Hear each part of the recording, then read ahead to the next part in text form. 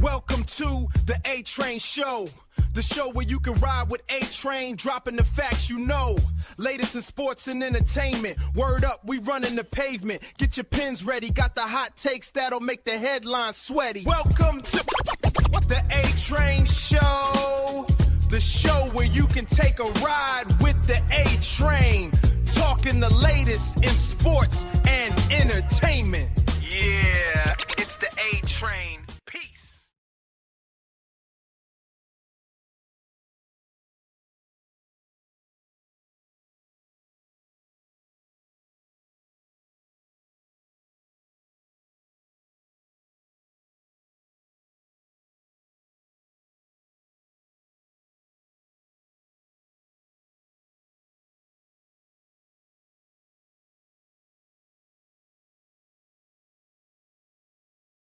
Train. Peace.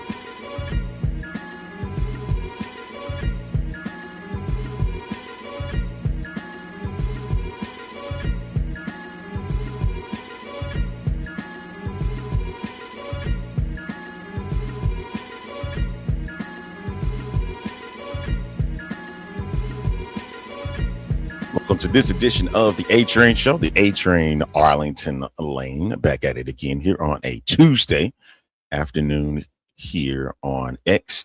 I hope that you folks are tuning in today. If you're tuning in on Facebook, welcome aboard. Also, if you're tuning in on Twitch, welcome. YouTube, can't forget about y'all as well. As you can see, I got a couple of new toys to play with today. And yeah, I hope you can hear me fantastically well. I could see with the bar down at the bottom, it's telling me, yeah, man, you're on live, and it is going down. Yes. It says in my topic today, as you can see at the top, it says WEMBY versus SGA, and Brock Lesnar had returned, and Jacob Fatu, is he the baby face in this scenario? Thank you, Will. I know if I have somebody that's going to hear me, say, hey, hear me really good, probably the best you've ever heard me ever since I started this show. And I decided, I was like, I'll tell you what the real story is. So real talk, I finally decided to break down and get me a real microphone and some headphones. So that way I can really talk to you guys and that you can hear me well instead of having to scream across this microphone that I have on my computer or on my laptop. And I was doing a project for my niece. Shout out to my niece, K-Dub in the house. And she was like, yo, I need something for my audio project. I was like, okay, I have the software to use to record with. And I just needed to get the microphone, and as it's sitting there about to fall over on me right now as we speak, I needed to get the microphone, and I also needed to get the headphones. So I went on Amazon, went and found this beautiful microphone that you see in front of you and these headphones. And do you know? I said, hey, I need it today. Like, I need it right now. And he was like, well, so it said online, hey, I need it for like, we can get to you in like 2 to 3 hours. For real? Like, I'm thinking it was going to come the next day. This bad boy came in 2.5 hours. As soon as I got it. So it must have been, they had some just waiting there, set up, left over, and I got it. I got it with no problem. And I'm pretty proud of that, you know. And I did the project, and I think I don't know if she used it or not, but it didn't matter. It was just great to hear a different sound for once. And here we are. Here we are today on the A Train show, and we loud and clear. All right. So, all right, I want to talk a bit about this WEMBY versus SGA thing, because I think my man took the game personal last night. Took it very, very personal. Let me see. See if I can do something here. This ain't working no more. You might not see the mic anymore. It's fine. But as long as you can still hear me, that's all that matters at this point. I think that's what matters, right? Okay.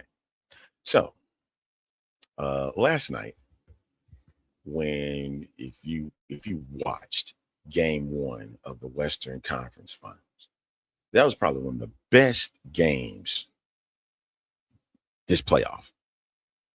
Best games by far. Shout out to the Chicago Bulls. Hopefully y'all getting yourselves in order for next season.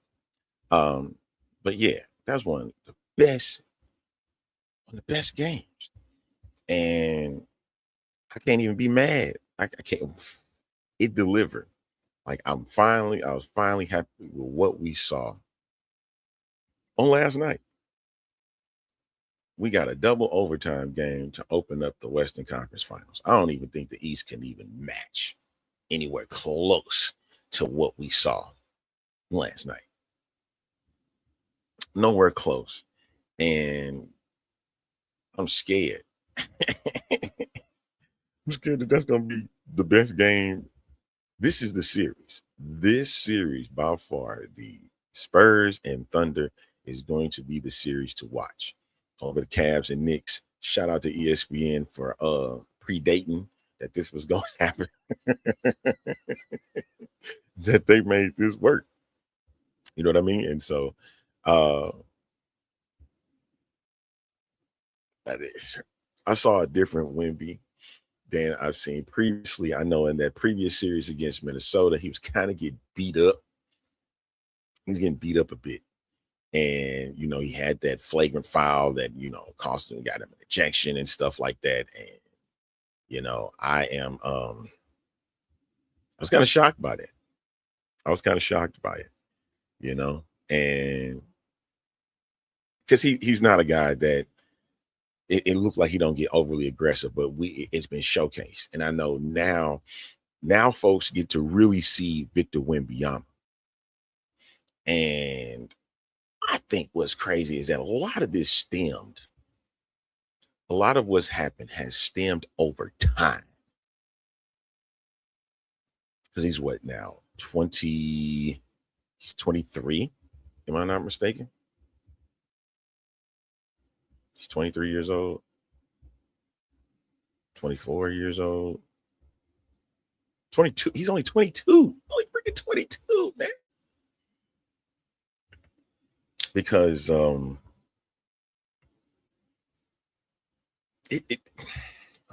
amazed. I am very much amazed. Thank you, Gateway Sports, as well. Shout out to Pigskin and Chill. I want to make sure I throw that out there. Real Deal Sports, all the groups that tune in and allow us to be a part of the shows. Thank you. So let your audiences catch in on the shows. Thank you so much. Praise Dome Nation, as always. Thank you. They recently just celebrated 10 years. And I wanted to make sure I give Doc and the church family a shout out from from St. Louis. Congratulations on 10 years of preaching and teaching.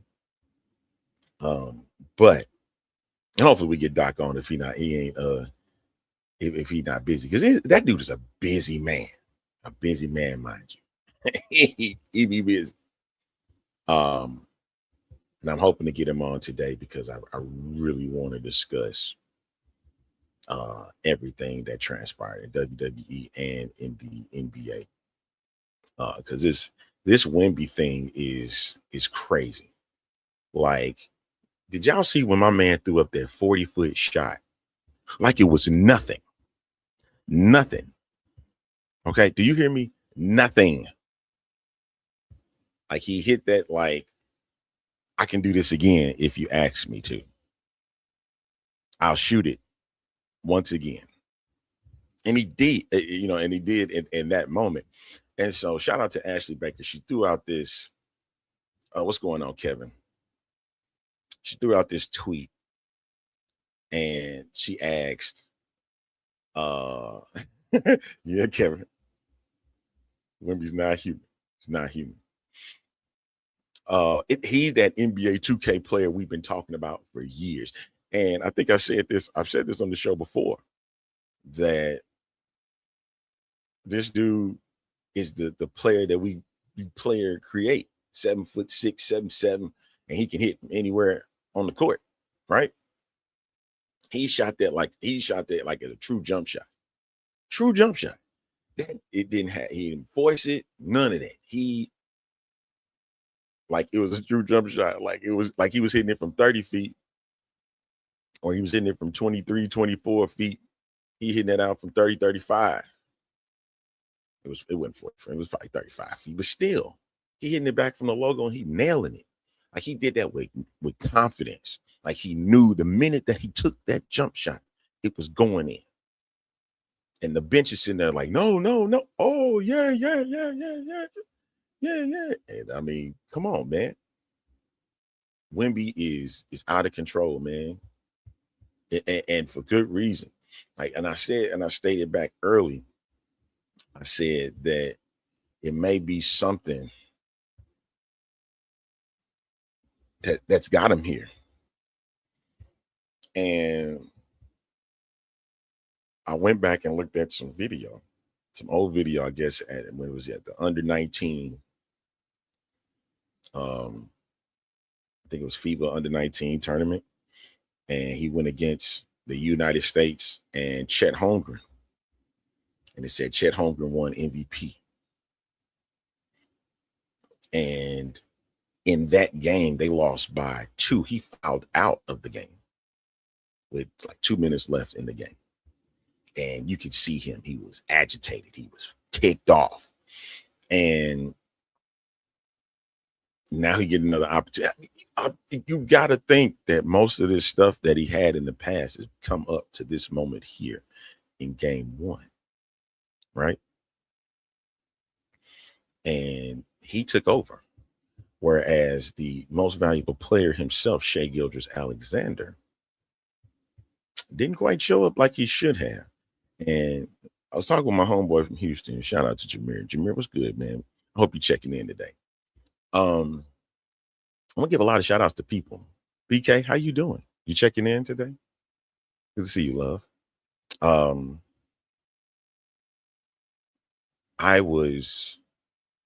He said to me, Jameer did. He said to me yesterday, Spurs going to win game 1. Spurs are going to win game 1. And he sure was right. And the Spurs could have won game 1 had they not collapsed in the fourth quarter. They would have won. Also, the fact that they lost De'Aaron Fox in game 1 could have had that game solidified in regulation.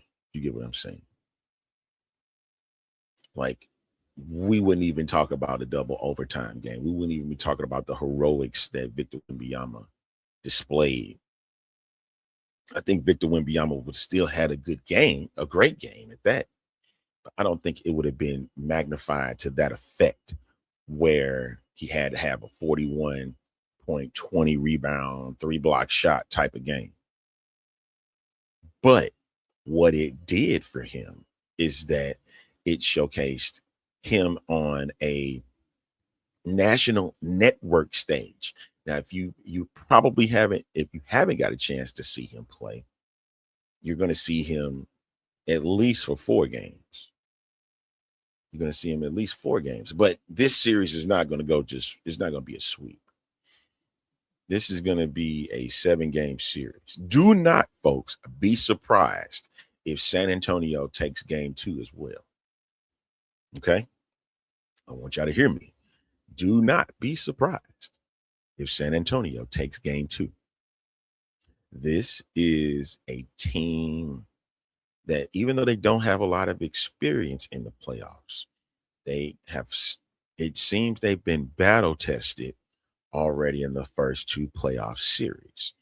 And this is, of course, is going to be Victor Wembanyama's coming out party. Now, yes, it is just 1 game in the Western Conference Finals. It does shake up Oklahoma City. It does give them their first loss in these playoffs. Also, I think this is also the 4th time in 5 games, including the regular season this year, that the Spurs have knocked off the Oklahoma City Thunder. And I think they did this. I think their only loss to them was on the road. So, yeah, to get a road win, snatch home court advantage, it almost showcased who was the real MVP here. Should Victor Wembanyama have named MVP, or should it have been Shai Gilgeous-Alexander?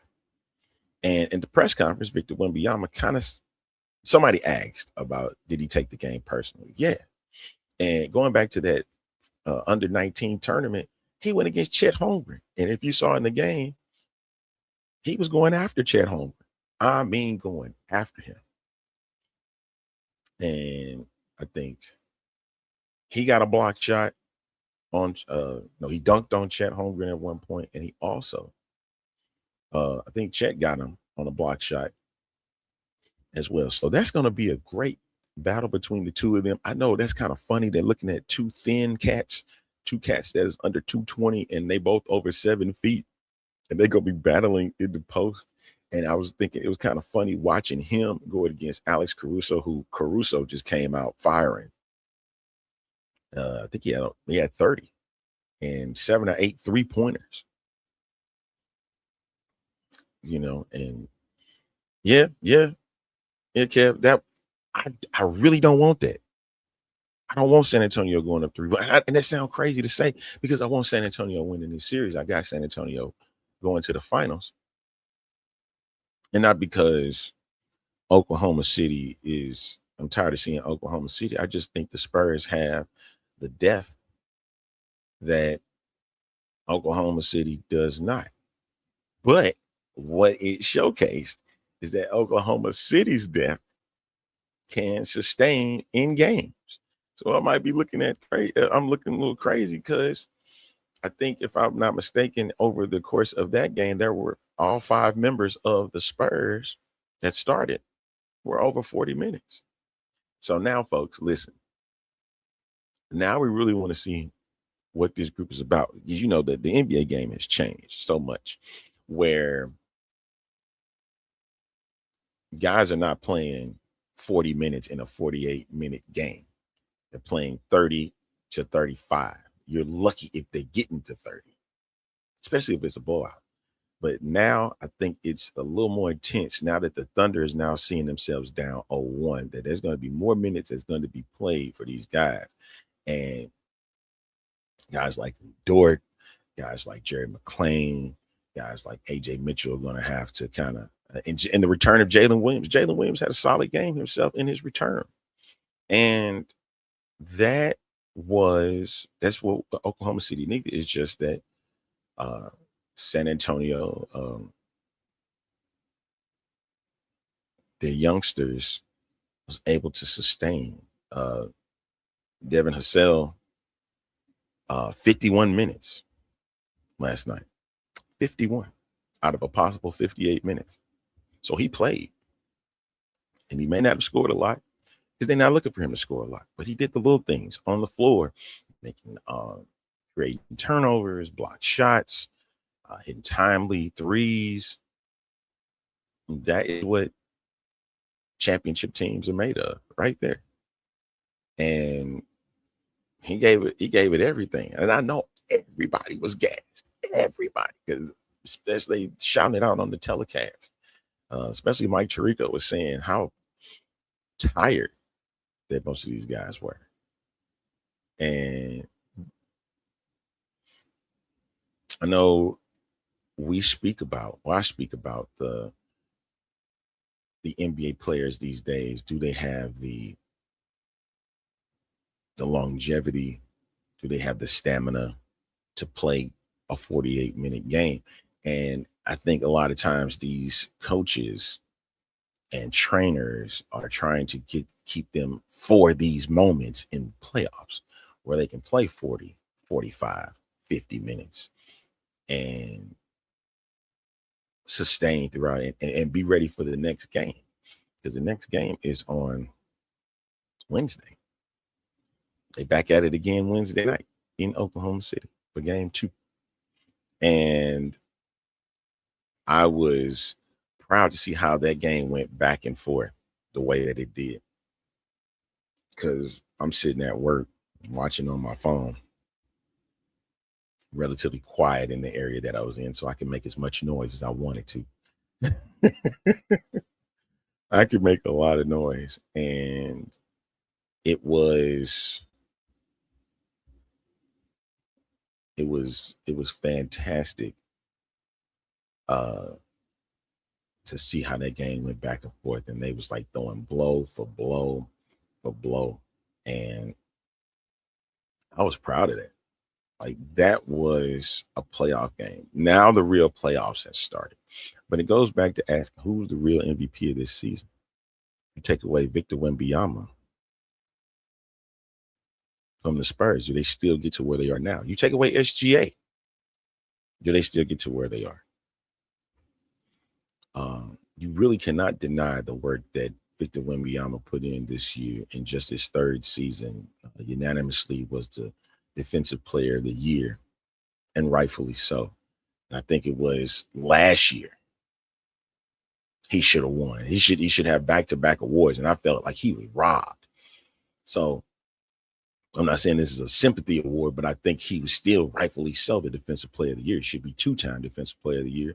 Look at him, 7'5", got an 8-foot wingspan. You're not going to get too many shots off him. Shout out to Jalen Williams, saw that firsthand yesterday.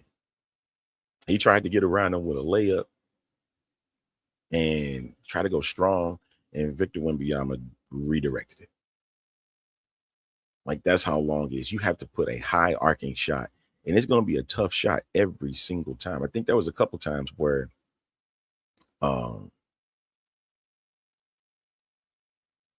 players got around Victor, but it's difficult. Like, I think it was the final play. I think it was the final play before overtime. Yeah, where SGA was on the outside and he whipped around his defender as Wembanyama was sitting off to the side looking at Holmgren in the corner. And if Wemby would have went to the basket, SGA makes the pass in the corner, 3-pointer, game could have been over then. But instead, he took the smart move, went to the basket, and got the layup. Now, I'm not saying because SGA did, that was a basketball play, a true basketball play. What he did was correct. Just go to the hole. If Wemby would have came over to redirect, then you make the pass. But timing was everything on that. And so SGA makes the layup and it ties the game. Yep, Mike, being only 22 years old, of course he's going to only get better. Of course. And it's like it's going to continuously rise as his career progresses, as long as he stay healthy. And I'm learning with these guys is that 3/4 of the year, I guess 64, 65 games is the plateau now for most of these guys, because they only playing 30 minutes and making $70 million a year. That's the plateau for them. That's where we are with this group of NBA players. And speaking of which, I really only got 5 minutes before. Maybe that. We'll see how this goes. I may go on this for another 20 minutes. What does that mean if you look at it? Okay, SGA's MVP, right? SGA's Canadian. Look at the last 8 seasons. Not a single American player won the MVP. Not a single one. When you say Joel Embiid, Joel Embiid is from Cameroon. He's from Africa. All right. Is it now safe to say that this is an international true takeover? This is a true international takeover. Luka Doncic, who should have probably been MVP himself because he led the league in scoring, should have been the most valuable player. I was vouching for Cade Cunningham of the Detroit Pistons to win the most valuable player award. And they got knocked out by the Cavaliers. I ain't even talk about the next series that's coming up tonight, Cavs and Knicks. It's almost like many of us will not care unless they provide the same effect like Spurs and Thunder did in game 1. And the story with those guys are James Harden finally finds himself in a conference finals on the Eastern Conference side. I get it, Kevin. I get it. He should have won MVP. As you can see how valuable he was and the difference of how that Lakers Thunder matchup was.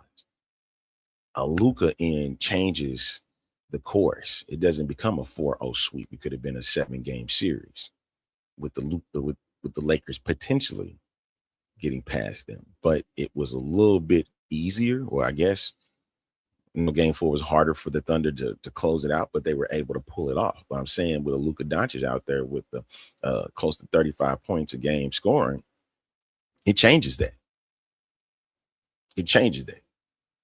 But here we are. And Wemby showcased he was the better of the two on last night. Now back to Cavs and Knicks. Cavs, this is for James Harden. They're saying James Harden cannot get the job done. And honestly, in game 7, he did not. He only had 9 points. But the fact that Detroit laid a humongous egg, at home, it indicated that the Cavs they wanted it more. And they had 3 20-point scorers in that game. That included Donovan Mitchell, Evan Mobley, and I think it was Sam Merrill was the other 20-point scorer on that squad. So you can tell who wanted it more. And I was really thinking that Detroit was going to pull off what they did with the Magic, but that cannot happen. You can't be down each time and thinking that you're just going to come back and make this thing work. If you want to go that far, it was over when it started. It's over. And I really believed it was their year for Detroit. But now, speaking of the Knicks, this is the year for the Knicks. This is the year for the New York Knicks. Jalen Brunson, you want to get all your haters off your back saying that you can't lead, especially when Vegas Aces coach Becky Hammond was on that back talking about you cannot lead your team to the finals. This is a series where it's like one of these guys that we have talked so much about that they can't. One of them is going to be eventually can get there. This is the opportunity. You want the city of New York to feel the NBA Finals. This is your opportunity to take advantage, because this window, this season, you don't make the finals, that chapter is closing. You might as well forget that you're going to be a potential at the NBA Finals again. Because I don't think you'll get it. You did that last year. Had that series against the Knicks. Went just as what we expected. Pacers got them. Now the Pacers is back in the barn, man. They trying to get everything back in order again. That majority of that team, well, was just what was it, Mathurin? I think that's only member of that squad that really left. But we got to wait on Halliburton coming back. You better get it now, because I would not be surprised if Halliburton going on a tear next season and he wins comeback player of the year. I'm gonna give him an early vote for comeback player of the year, because he coming back on a vengeance. And I know this season was probably the roughest for him,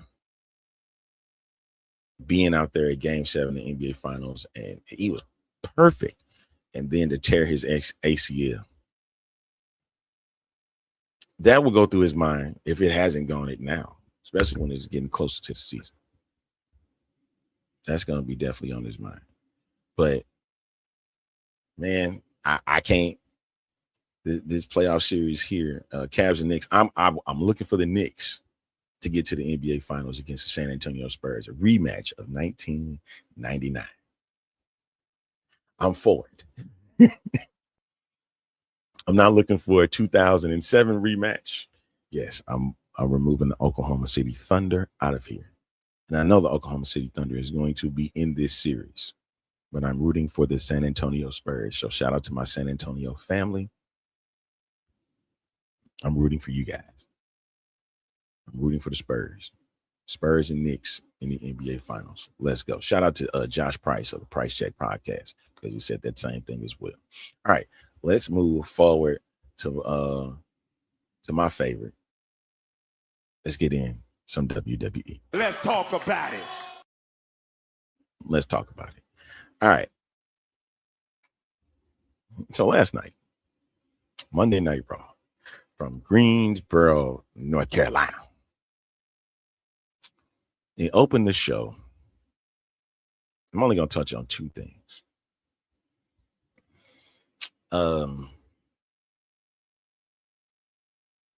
They opened the show with Roman, the Usos, and Jacob Fatu. So, honestly, I like that Jacob is continuously going after Roman Reigns, and that it did not stop after Backlash, and that he did not acknowledge him, because it's all about, well, now it's going to lead to an acknowledgement, because that's what Tribal Combat, the gimmick match, is. And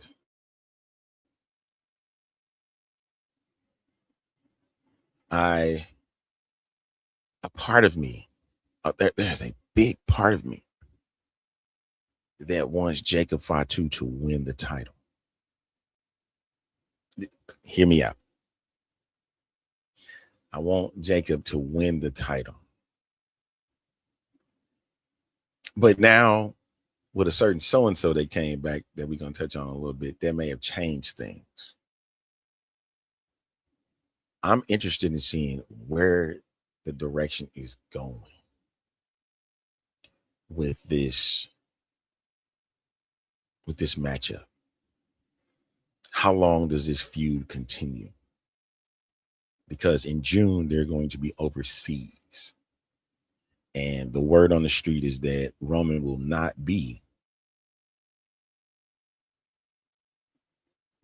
going on those particular outings overseas. And it could be due to his illness, fatigue, being up in the air for that long. I know he is going over to Italy. He's not doing it every week. He's just doing the one match in Italy because it's big. Now, if you've seen the Night of Champions, which is coming up in June in Riyadh, if you've seen the poster, I might have to pull it up.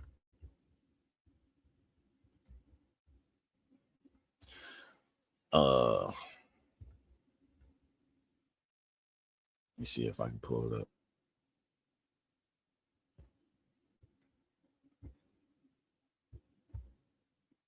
Okay. I hope y'all can see it. Yes, all gas, no brakes. I'm all for that. Might not be able to see that. It's too small. It's too small. I need a bigger poster.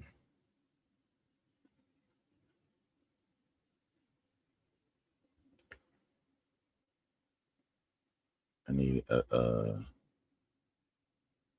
if that is the official poster, man, I have a problem. I have a huge problem. Let's see. Y'all gonna let me be great? No. Okay. Yeah. It's hard to see, but we gonna try it. All right.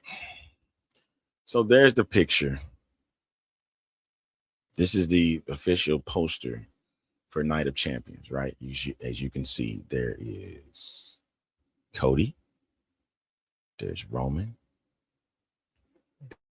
There is Rhea. There's Trick. There's Liv. There's Becky Lynch. And then there's Oba Femi. Why is Oba Femi on this poster? Do y'all see what I'm seeing? Do y'all see what I'm seeing right there? So the reason why I bring this up is because one of these people is not a champion on this poster. One of these people is not a champion on this poster. Can anybody in the class tell me who that is? You can't, can you? Yes, you can. I know you can do it. You don't have to raise your hand. Just shout out the answer. Can't do it? Let me help you. It's Oba Femi. Oba Femi does not have a championship. Everybody else on that poster has a title. Cody has the undisputed title. Roman has the world heavyweight title. Trick Williams is the U.S. champion. Liv Morgan is the Raw champion. Rhea is the SmackDown champion. Becky Lynch is the Intercontinental Women's champion. What is Oba Femi? Okay. What are you telling us, WWE? Are you telling us that at some point Oba's going to be a champion? Because there's no point of putting him on Night of Champions if he does not have a title. You're putting on a champion. You didn't even put on Penta. Why is that? Why Penta couldn't be on this? Right? Why Penta is not on this poster? He's the Intercontinental Champion. Right? You put the Women's Intercontinental Champion. What happened to the U.S. Women's Champion? Ain't she gonna fight too? Do y'all see something wrong with this picture? There is something completely wrong here. And why? And why is Oba Femi on it? He got his own problem to deal with. Unless we get to now, because Night of Champions is next month, June 27th. None of the tag champs are there either. Do y'all see? That's what I see. Y'all don't find that strange at all?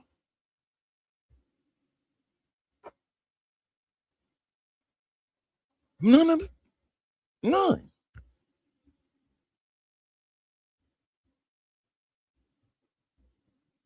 I mean, maybe I'm tripping.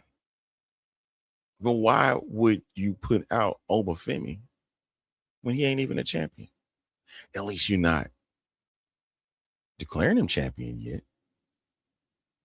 So what that also tells me is that at Clash of Italy, we know who the champion is going to remain. You know that Roman is going to remain champion. That means even at Clash of Italy, and I know they and WWE is quick to switch up things just because you think that the IWC has figured out what they're trying to do. They'll switch it up. They'll switch graphics up if they have to. But you know, those people are your declared money makers. You have now declared that Oba Femi is a money maker.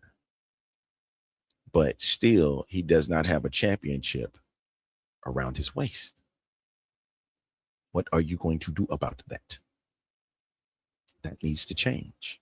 Does that mean, are you telling me that Penta's going to drop the title to Oba Femi to give him the IC title?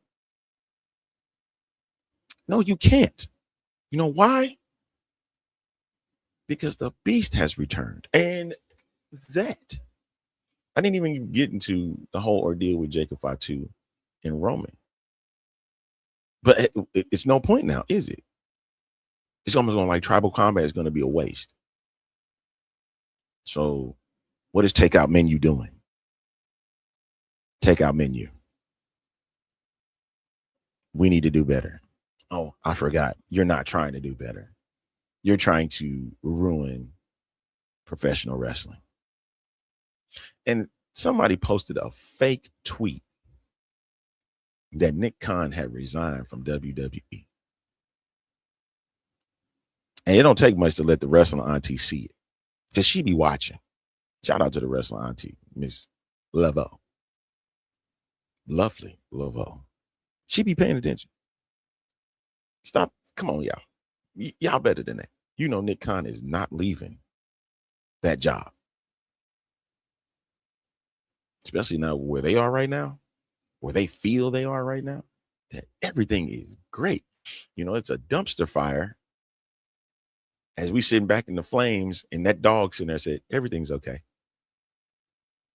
Because Takeout Menu has no idea what the hell they're doing at this point. No idea. And I was going to sit back and applaud them with this, keeping this feud together. But it's like, what's the point? Like, I have now turned heel against it. What's the freaking point? If we see the Night of Champions poster and Roman is still standing there, because you don't believe Jacob Fatu is a moneymaker, he can't be the champion. And Roman said it. Carries a lot of weight. As much as we sit back and say Cody's QB1, Roman for the last 6 years is box office. Mr. Box Office. He's the reason why the ones go up in the different arenas that he enters into. Why Raw is considered now his show. And I think Punk's going to be out for a while. CM Punk's going to be out for a minute. Randy Orton is going to be out for a minute. It's like, well, where is Randy Orton? Randy is dealing with that back injury that happened at WrestleMania. So he's on ice. Leave him be. So, yes. And then I want to know when this John Cena Classic is going to start. Because where we're headed, the only two guys that we, quote unquote, leaning on is CM Punk. I'm sorry, is the champions, Roman Reigns and Cody Rhodes. Don't get me wrong, Trick Williams. Oh my God, Trick Williams has the aura. Like, I am looking forward to seeing how that Italian audience gives him the welcome that he got. He got the warm welcome in South Carolina, well deserved, on SmackDown Friday night. I mean, he got one heck of an ovation, and rightfully so. That was home. That was a homegoing for him, homecoming, I should say, for him. But that is where it's at. You know what I mean? Like, for real, that's where it's at. And I really want to see what that audience does for him when he comes out. And of course, we're gonna get the Roman Reigns from the. It's funny how the American audiences have taken what the overseas audiences has done to kind of continue it, learn the chants, use the chants. I wonder if they're gonna do this. I wonder if the overseas chant's gonna do that for Cody Rhodes. See, and that's the thing, Kev. Right now, Jacob Fatu is getting over. And that's what makes me ask, is he now the baby face in this feud with Roman Reigns? Has the tide changed? Because now it's the 3-on-1 assault. And somebody had made a post. I think, let me see if I pull that one up.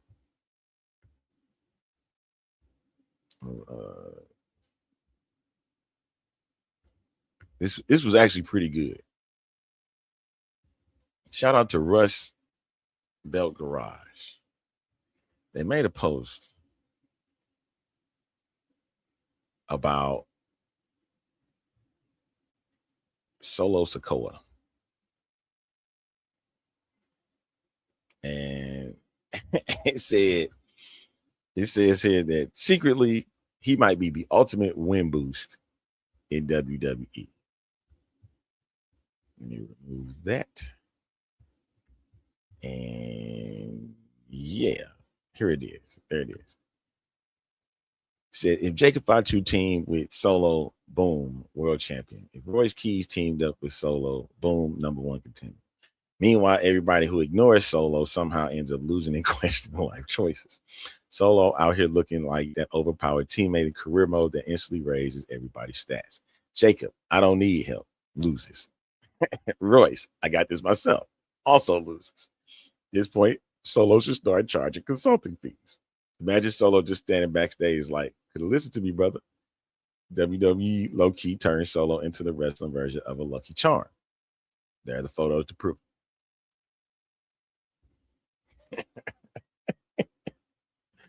I love Solo, man. Hey, Solo is dope on the mic, too. He's dope. But the funniest thing is watching Solo when he gets thrown over the ring. This Negro instantly turns his body, then takes the impact. Instead of taking it from the neck. I don't know if it's something really up with his neck. You know, why he won't take that type of hit. If it is, then I understand. But it's just hilarious to me how every time that he's about to get thrown over the top rope, he turning his body. Because he's not going to take that hit like that. And it could be a neck injury. It could be something wrong. But it's just funny to me how he does that. And he gets flipped out of the ring. But yeah, that's low-key nuts, man. That anytime Solo pop up, it's like a win boost for them. That's why you ain't seen Solo in this feud between Jacob and Roman. And honestly, you don't need him here. But do you get him down the road? Because remember, Jacob had always said, I love you, Solo, right? He was always about Solo and wanting Solo to be the tribal chief. Now Jacob Fatu getting this push, he's like, I don't need Solo. I want to be the tribal chief. I want what the tribal chief has. I want it all.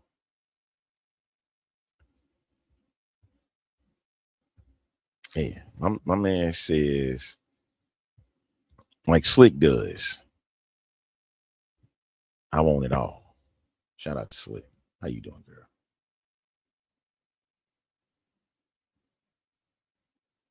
Oh, don't be hard on me. I had to remove some stuff because it was causing chaos. I was gonna play your song, but it didn't work out the way I hoped.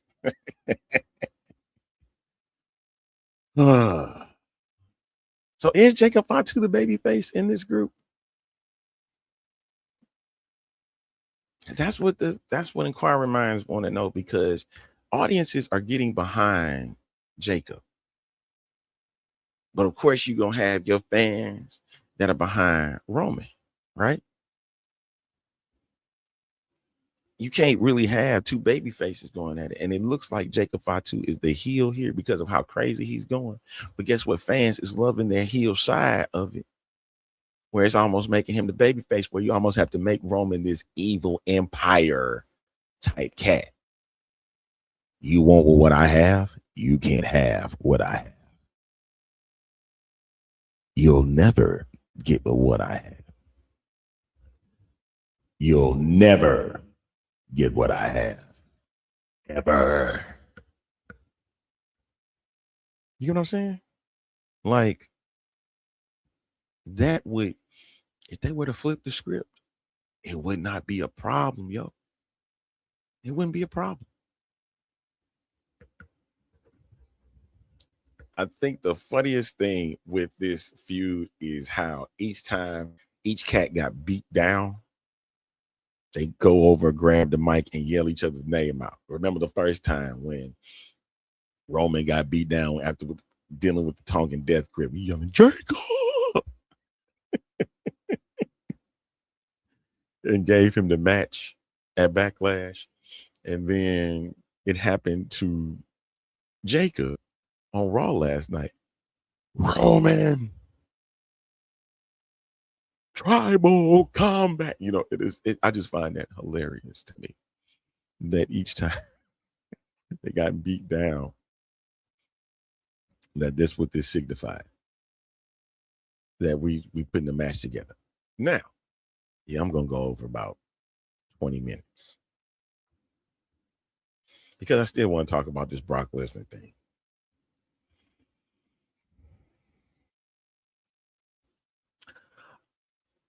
Basically, Brock turned around and told the people, tell them to bring me my money.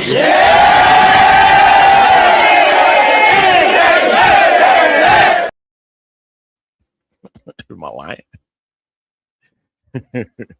And we sitting back like, what the hell's going on out here? What is takeout menu doing, man? What is takeout menu got going on, yo? Like, come on, Doc. Come on, man. What's up, Brock? Starving.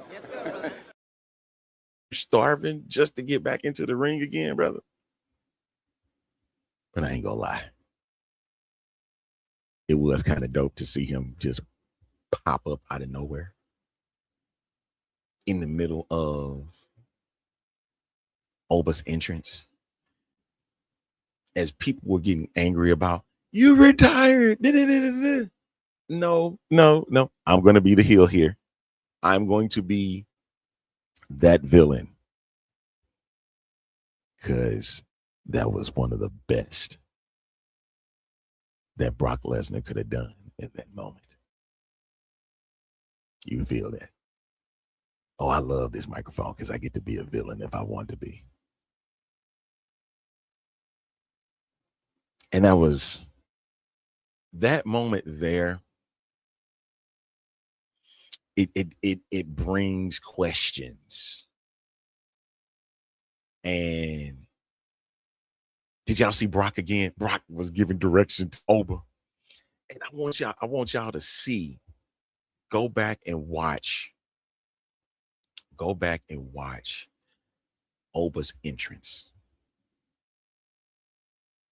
I'm talking the entrance where he doing this. Would you have been mad if Brock would have came out then than when he came out? Because I think that was perfect. That when he was doing his, and he slipped in and attacked him. I would have been just as interested if he would have did that while he was doing his motion. But I know a lot of people would have been angry because people look forward to that. If you really catch what the fans like, they like it because people are doing it in the stands. So great job, takeout menu on that. I will nitpick on some of the things, but that I'm glad you didn't let them go out and didn't let Brock go and attack him. Because Brock is a company guy, y'all. Listen, Brock know what's best. And if y'all ain't picked up what he putting down, Brock can come in whenever he wants, wherever he wants.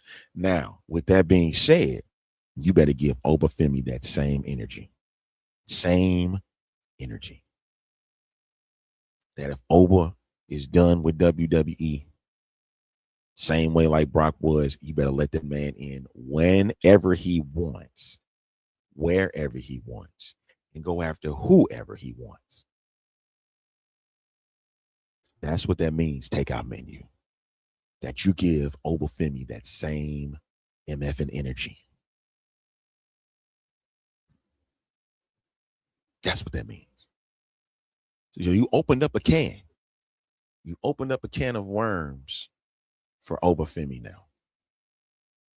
That if a retired wrestler, superstar, can come back and attack, if Oba chooses to do that same path, you better let him back in with no question. But back to the entrance. The entrance of Oba Femi, you could tell and see in his eyes that he knew that something was about to happen as soon as he finished or whenever he got done, whatever he needed to get done, that he knew that Brock Lesnar was going to come back and attack him. And so he's like, it's almost like he was getting himself mentally prepared for that moment. You'll see it when you see him walking and he kind of talking to himself. Just look at his eyes. He's like, all right, I got to get myself ready for this. I'm staying focused. Okay, I'm getting attacked today. That's what I'm swearing. That's what I'm catching as I'm watching this. I'm watching this episode. Is that I'm finna get attacked. All right, just gotta prepare myself for when I get in. And then when he started doing the motion, he's like, okay, when is he coming in? All right, I need to know. And I think he slightly did this because I think he heard the moment when Brock got into the ring and he knew he was gonna get hit. You can't tell, but it's like his head. It was his head when he was doing the, the light went dark. Because if you saw it when he got attacked, and shout out to K-Side Seats, he said it took a minute for them to turn on the lights because he didn't know who came in and attacked him. But when I say, oh, okay, all right. Let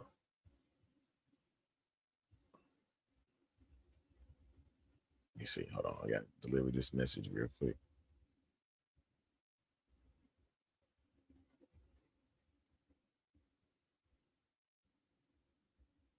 All right. There we go.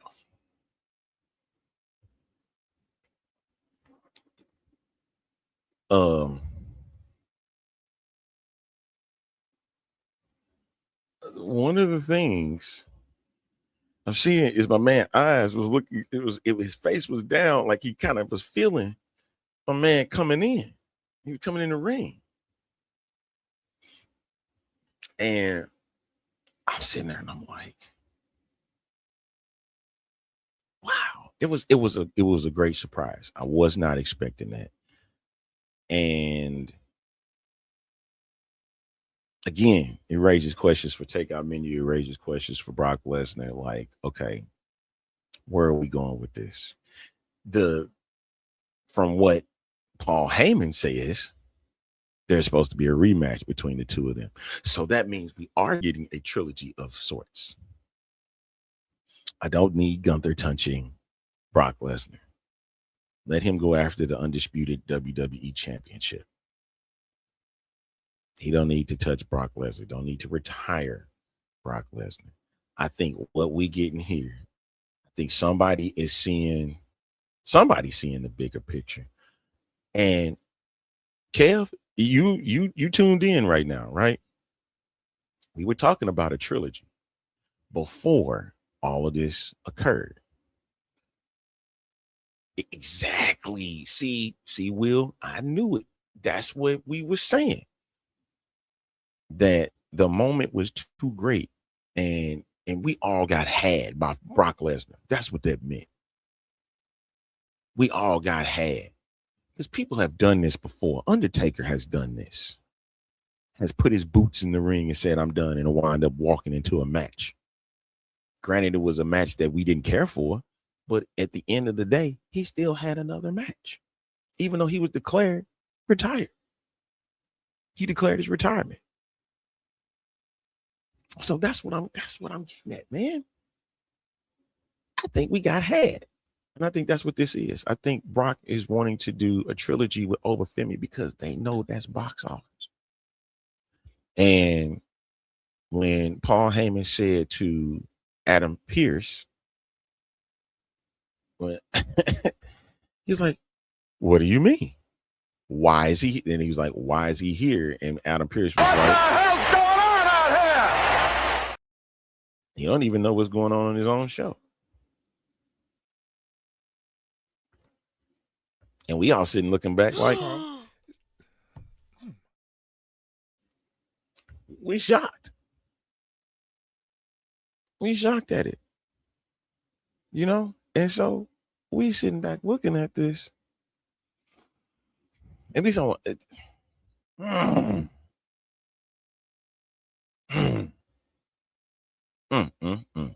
don't know what to say about that. But I think we're getting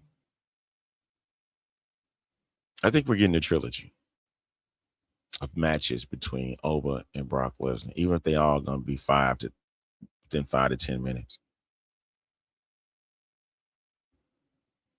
And to be quite honest,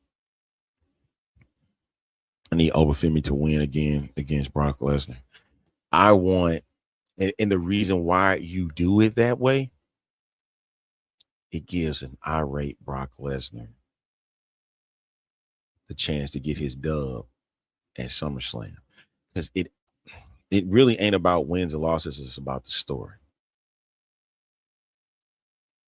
If we look at it for record wise, Oba will finish with a better record than Brock Lesnar. But if you're looking at it from the story perspective, him attacking Oba Femi on Monday Night Raw to set up a match and Clash in Italy to make Brock think that he's going to finally get the upper hand and he winds up losing, will get an irate Brock Lesnar to the point he almost will try to end the career of Oba Femi.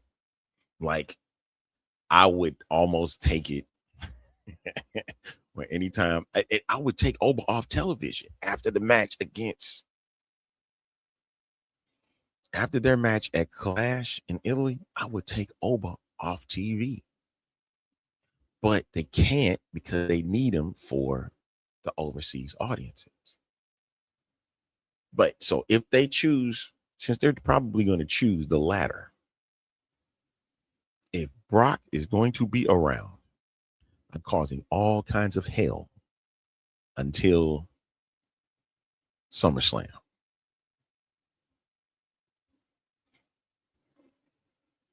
because if you ain't figured it out by now, I think he loves working with Oba Femi.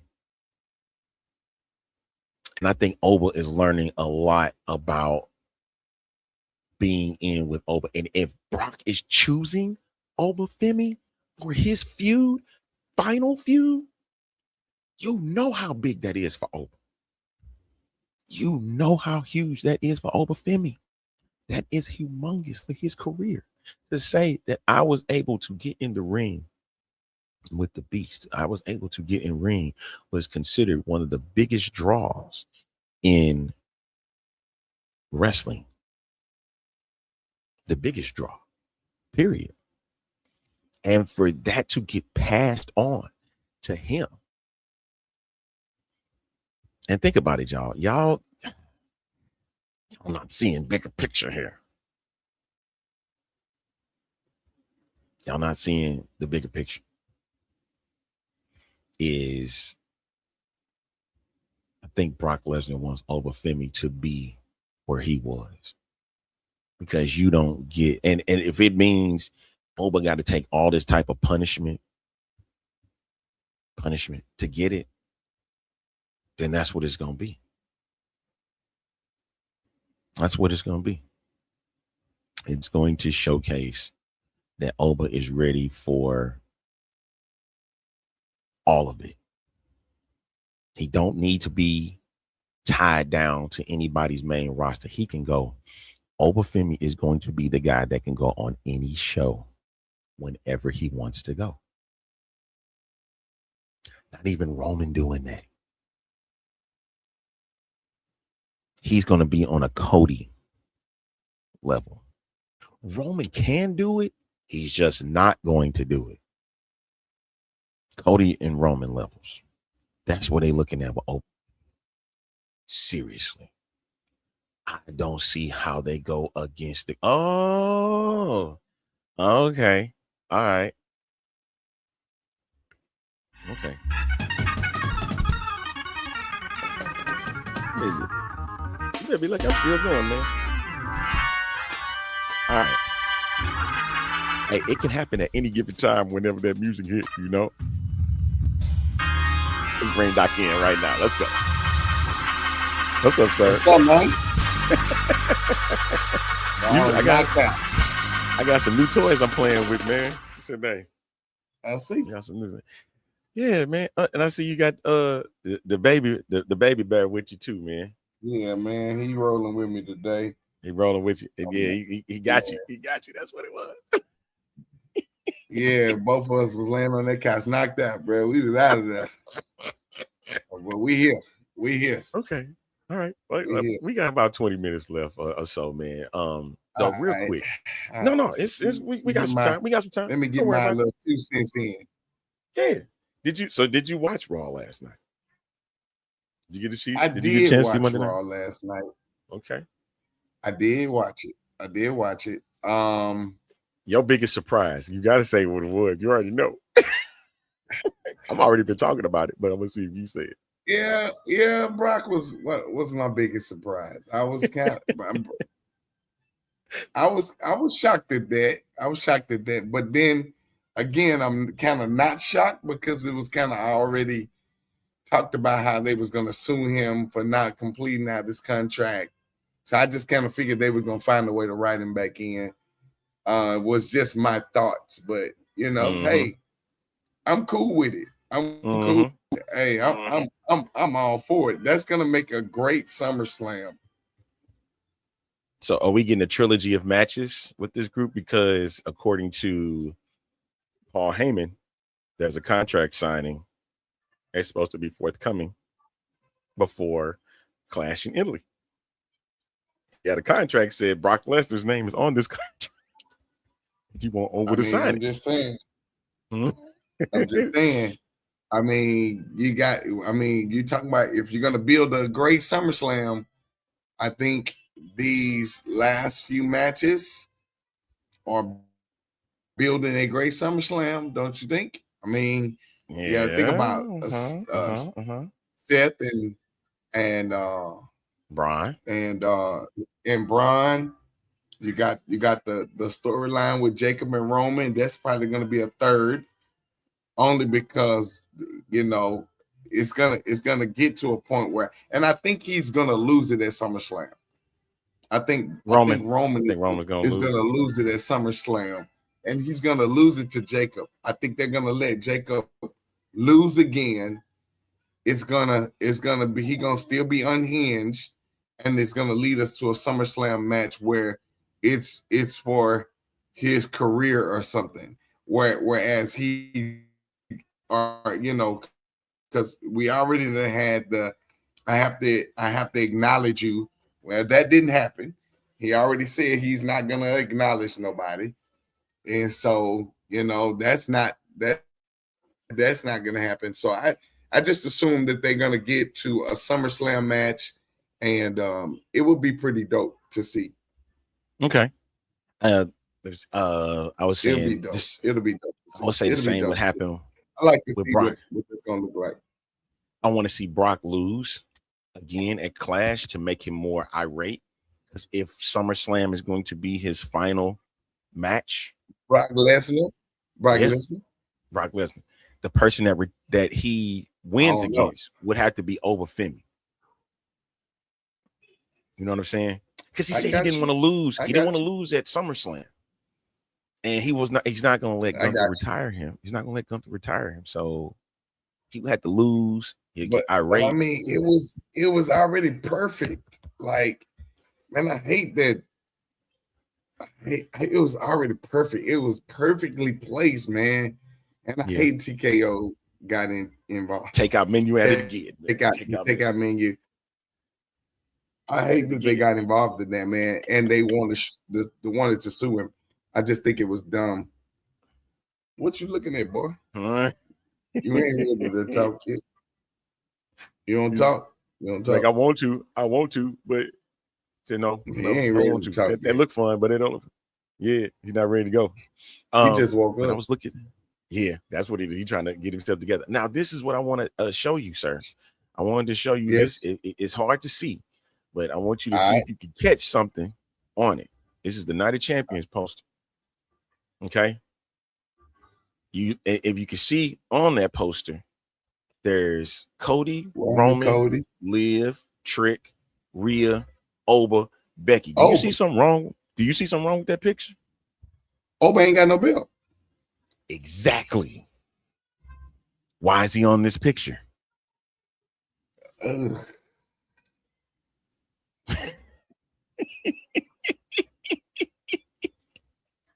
Why is he here?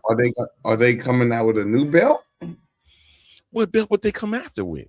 I don't know. I'm just thinking. I don't know what would make them put him on the. I mean, only for publicity moment, you know?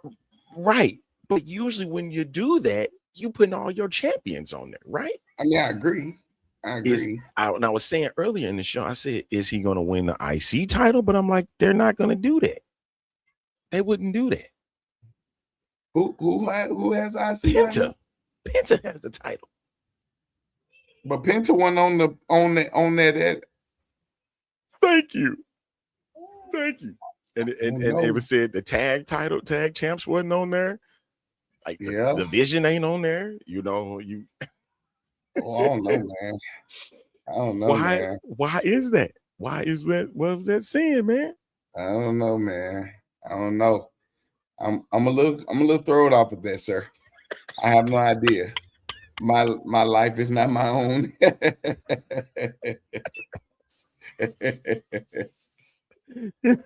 So basically, he was like, "Come on, man, what we doing? What we doing, yo?" Oh man, you see that happen?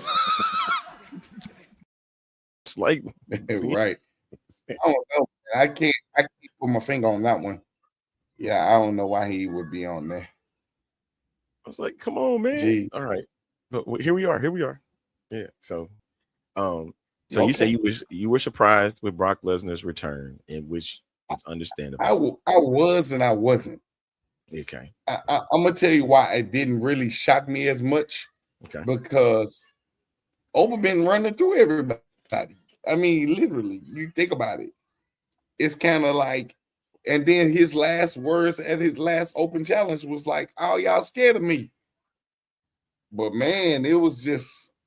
Did that end the Oba Femi challenge? Open.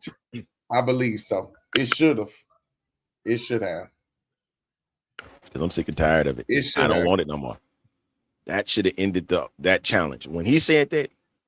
But did you watch Oba? I was saying it earlier. Did you watch Oba's entrance as he was coming down? He was kind of like he was gathering his thoughts about what's about to happen when he was getting to the ring. I didn't really see that until it was the pose when I kind of I could tell he took that deep breath and then did it, and I was like, okay, what is that? But then of course, that's when he took the impact. I'm excited about it. I sat there and I was I'm like, excited. yes. And I I'm said excited about it. I think it's a great thing. And I said just a little while ago, I said, this is a good thing for Oba Femi. Like what this is going to do for him, because Brock wants, even though Brock did not want to work anymore, I think he likes working with Oba Femi. Because you're giving him this opportunity, this shot to have these big matches with him, and it's a draw. You saw what happened at WrestleMania, how big that was, right? And then you're going over to Italy to do this match, and getting that signed and whatnot. I'd rather it be a Night of Champions. That's just my personal opinion. I don't know how they feel about Brock. Boy, stop licking on me. Stop licking on me. Then I can't help it. Just soaking wet. Hey, Joe. But I wanted to get that off and get your thoughts on it. But also, how'd you feel about last night's game between the Spurs and the Thunder, with Wemby doing the 40-20? I picked the Spurs in 6. Okay. And with the Knicks and Cavs, man, I picked the Knicks in 6. Okay. And I just feel like neither one of them are gonna go past 6 games. I only because I think Wemby. Now I'm not gonna say that OKC ain't gonna win. They're gonna win. They just not gonna be beaten like you know how they've been beat. They've been undefeated. Like in the playoffs, they just literally been sweepingly undefeated. You know what I'm saying? So right. They made a match, man, and Wemby, man, that joker dunked on 2 people standing up. Like he didn't jump. He just stood there. Dunked on him. Hey. Like what the? And he threw that 35-foot shot like it was nothing. His chest. Yeah. Chet should have been checking his chest. Like, yo, I don't even know. Maybe next time I hang on him or something. And he said in the press conference, he took that personal. He took that game personal. Like he got a beef with Chet and SGA. SGA winning MVP. I'm gonna tell you something. And this is how I feel about that. Remember, there was a press conference that happened when Wemby was asked about his stardom. And you know, everybody was talking about how he was so young, they got to go through hurts first and all that kind of stuff. And Wemby said something. He said, I put the league on notice. I'm here now. And when he said that, I was like, and they talked about it on First Take, they talked about it on Get Up, and they talked about it for a couple of days. I think that kind of ran people sour. So, you know, the little tactic hits and the bumps and bruises, that's to show him like you still weak. But then this dude is like he's shooting 3-pointers from the logo. You know, this is a 7-foot giant that's dunking on people without jumping. Like it's just ridiculous. Rebound like 18, 20 rebounds a game, man. It's crazy. It's crazy. This is from last night, right here. That pose that he put. And I looked at him during a timeout. There it is. Bro. I wanted to do the pose. Yeah. Bro. They said frame that in the Louvre. Hey, man. I'm going to tell you something. If I didn't bank on nobody, I'm banking on Wemby. I'm banking on Wemby. I don't know. It's just something about his grit. Unless he get injured, God forbid, I think they're going to probably take this whole thing. I really do honestly believe that. Yeah, I got that last night. I don't see a lot of. You see, you don't see a lot of. He is chewing up my shirt, dog. Like my whole arm is soaking wet. Yeah. And so, did you think the real MVP was on display? Did you think SGA should have won MVP? Nope. You think it was Wemby?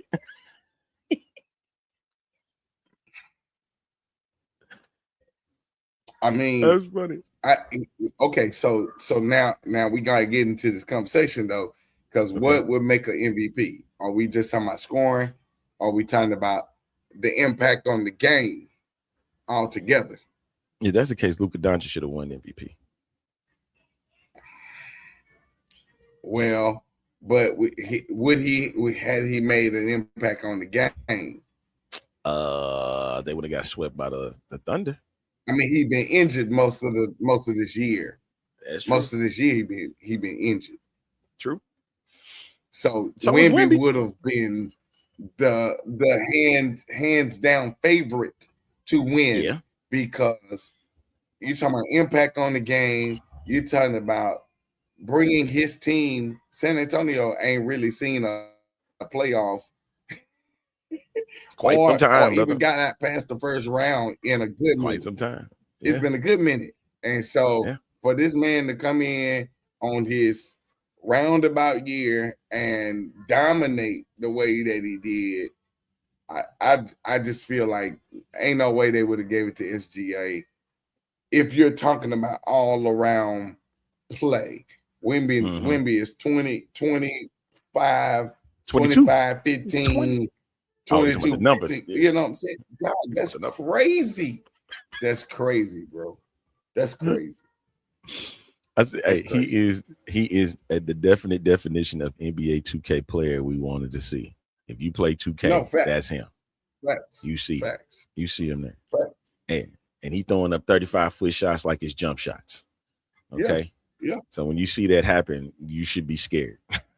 Anytime he take a jump shot like that, because he did that with confidence. It was no hesitation. Yeah. Well, shoot, every time he shot the ball, it's almost kind of like you see it coming. Boy, that hurt.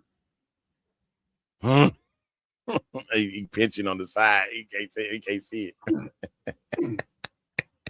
Like he get this habit in playing in my hair, and he just pull it, and he pull it. He just keep on. See it. He just keep on pulling. Then he got the little nails, and they be scratching the dog out of it. He was grinning. He smiling because he know it junk funny. Okay. Boy, my whole arm soggy bottom right now.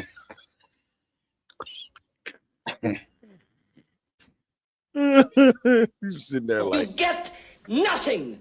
You lose. Good day, sir. Right. Let me go ahead and get you out of here, man. Yeah, my dog down there acting up. Okay.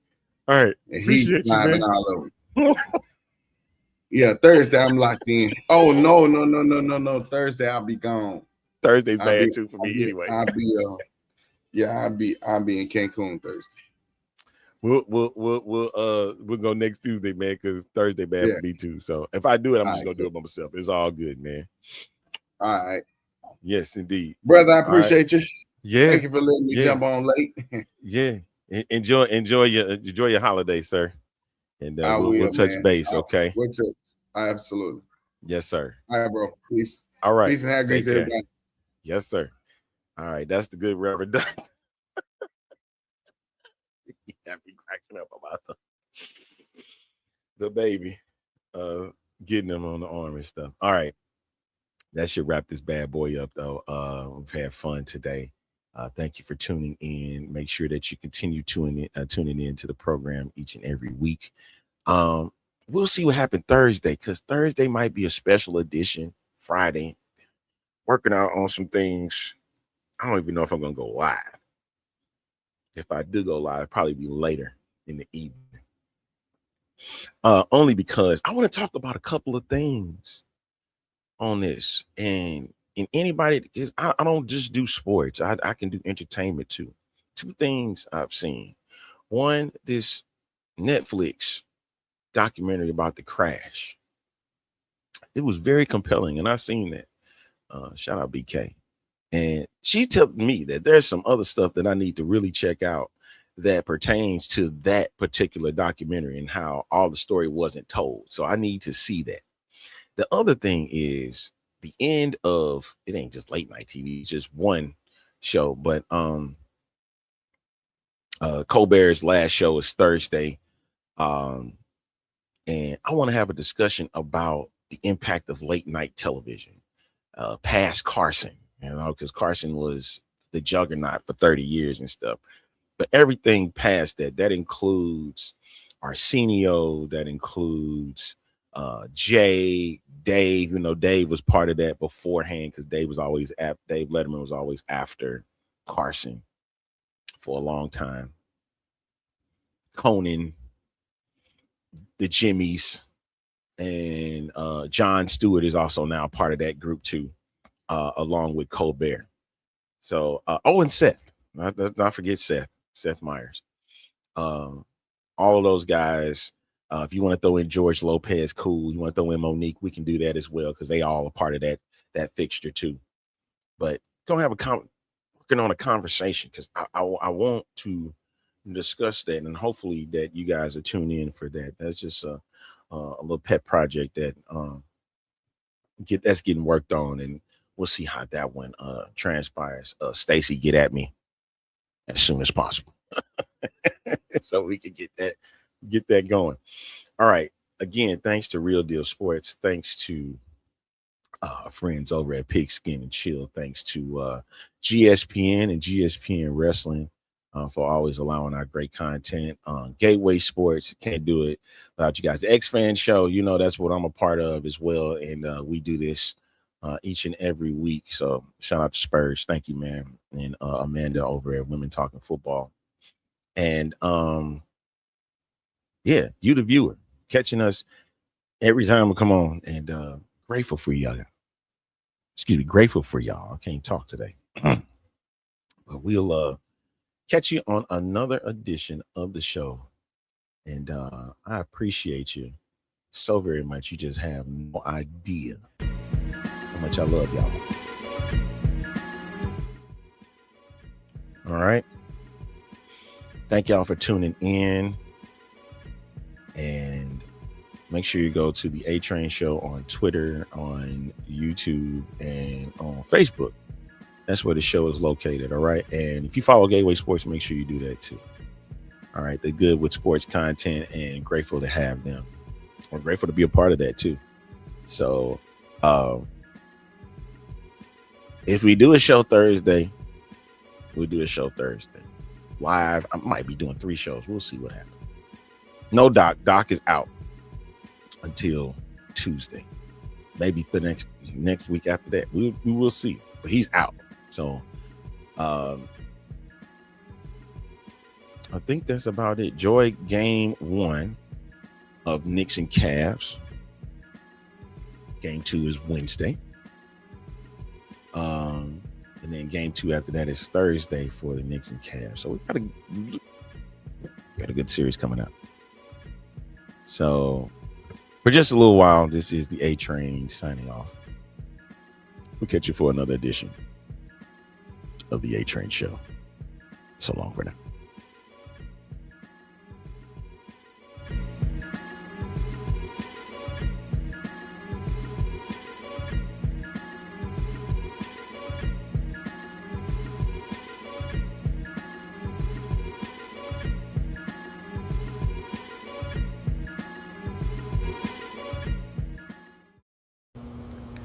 This is the X-Fan Show. For the fans, by the fans.